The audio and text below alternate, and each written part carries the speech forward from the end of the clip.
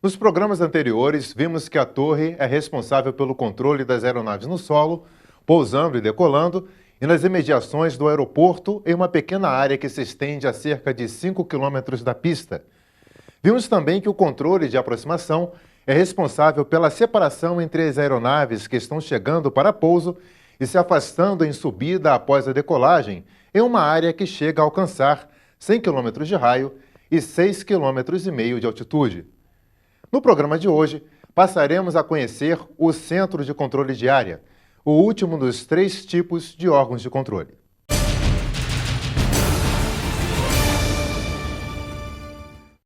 Esse é um centro de controle de área, no caso de Brasília. Na área de cada centro de controle, existem vários controles de aproximação e, dentro desses, uma ou mais torres. No Brasil, os centros de controle estão localizados em cada um dos SINDACTA. Assim, temos o Centro de Controle Brasília, Curitiba e Recife, situados nas capitais de mesmo nome, e o Centro Amazônico em Manaus.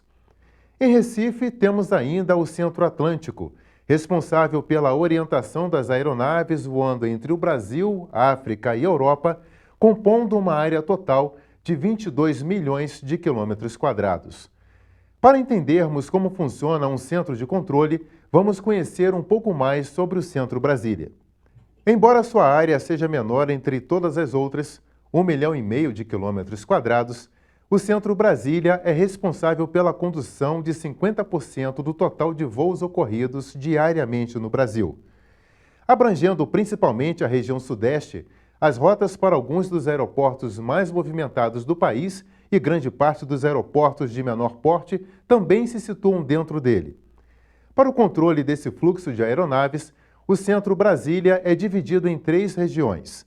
A região Brasília, que atende ao fluxo para cidades como Brasília, Cuiabá e Palmas, a região Rio, que atende ao fluxo para cidades como Vitória, Confins e Rio de Janeiro, e a região São Paulo, que atende ao fluxo para cidades como Uberlândia, Bauru e São Paulo. Ser instrutora do Centro Brasília, e especificamente da região São Paulo, é passar ao instruendo todo o conhecimento adquirido ao longo do tempo, como conhecimento de área e técnico. É passar para esse instruendo as particularidades da região e especificamente o sequenciamento que é feito para 3 aeroportos de grande porte, como Campinas, Congonhas e Guarulhos. As dimensões de um centro são muito amplas e, por isso, a maior parte dos voos acontece em sua área. De maneira simplificada, o centro de controle é responsável pelo espaço aéreo existente entre 2 controles de aproximação. Nesse trajeto, as aeronaves voam em aerovias, que equivalem às estradas na superfície. As aeronaves também podem voar fora das aerovias, caso necessário. Por exemplo, para contornar formações de nuvens muito intensas ou encurtar suas trajetórias de voo.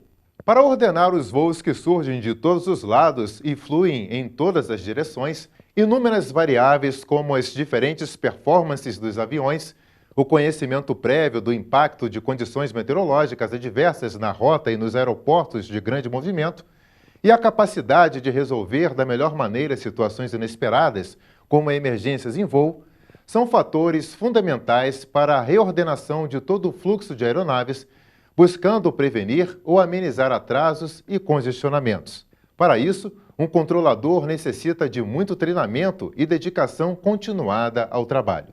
Ser supervisor de um centro de controle de área requer experiência e fundamentação, tanto teórica quanto prática, para o gerenciamento dos recursos de equipe e de equipamento para a manutenção de serviços de controle de tráfego aéreo.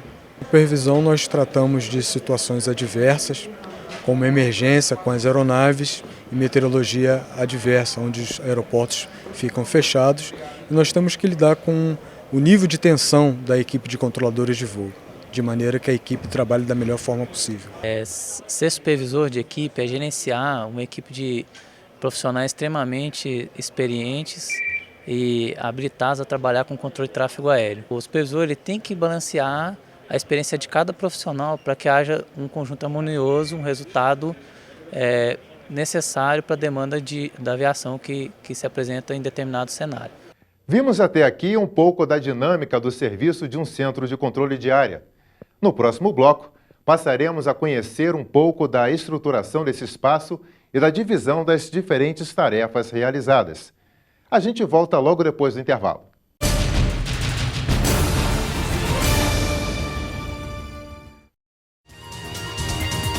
Força Aérea Brasileira. Asas que protegem o país. Você gostaria de fazer parte de uma instituição com 7 décadas de tradição, que conta com a admiração do povo brasileiro e está presente em todo o país? Você gostaria de fazer parte de um time que conta com mais de 70 mil colaboradores? Você gostaria de trabalhar em uma organização que investe em pesquisa e utiliza a mais avançada tecnologia? Você gostaria de desenvolver plenamente sua carreira profissional em um ambiente de constante desafio e superação?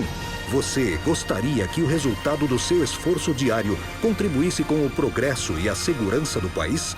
Conheça então as profissões militares da Força Aérea Brasileira e descubra que por trás das asas que protegem o país existe muito suor e muita satisfação. Embarque com a gente. Força Aérea Brasileira. Asas que protegem o país.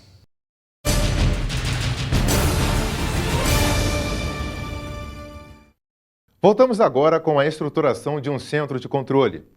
Em primeiro lugar, para atender a uma área tão extensa, são necessários muito mais controladores do que em uma torre ou um controle de aproximação. Ao contrário do que se imagina, cada voo é controlado, por assim dizer, passo a passo.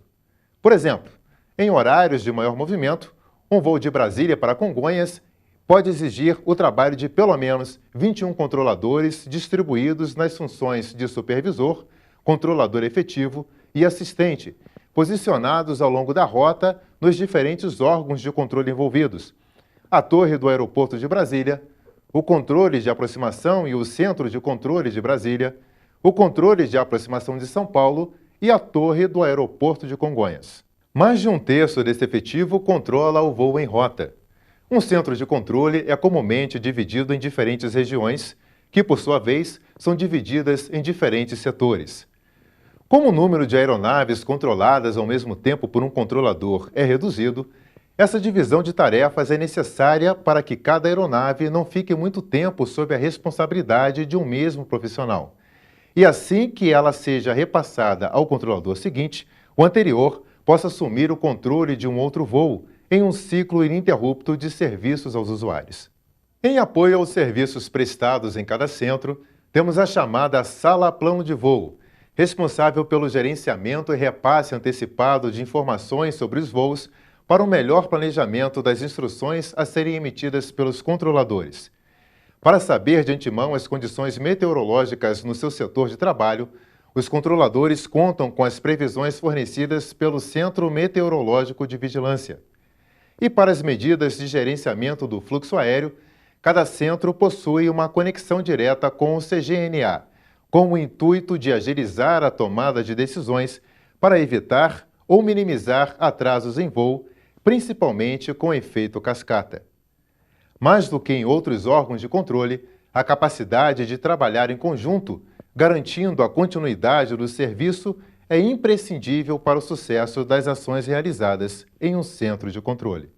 Controlar voo no Centro Brasília demanda muita iniciativa e programação antecipada para garantir um bom sequenciamento e uma separação adequada entre as aeronaves. Sou controladora da região Rio, do Centro Brasília, e acho que o trabalho em equipe é importantíssimo, pois tanto o controlador quanto o assistente são figuras de igual importância dentro do trabalho de controle de tráfego aéreo, pois o assistente funciona como filtro do controlador, solucionando conflitos, na resolução de sequenciamentos e coordenações, e o controlador funciona como uma pessoa que vai resolver todos os problemas dentro do setor no qual estamos atuando. Trabalhar num centro de controle de área é a exemplificação perfeita do trabalho em equipe, né? Sem a ajuda um do outro aqui, o Centro Brasília não funciona,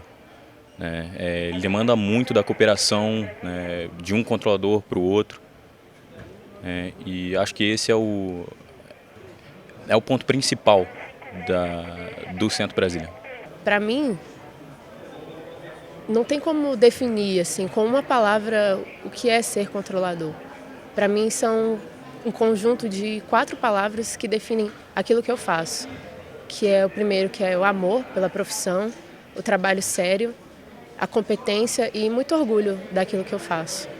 Instruir o controlador de tráfego aéreo recém-formado requer não simplesmente transmitir o conhecimento, e sim transmitir experiência, segurança na área de atuação e ser um modelo para ele, um modelo de conduta profissional e pessoal, porque é a partir desse modelo que ele vai se espelhar para ser um novo controlador de tráfego aéreo habilitado.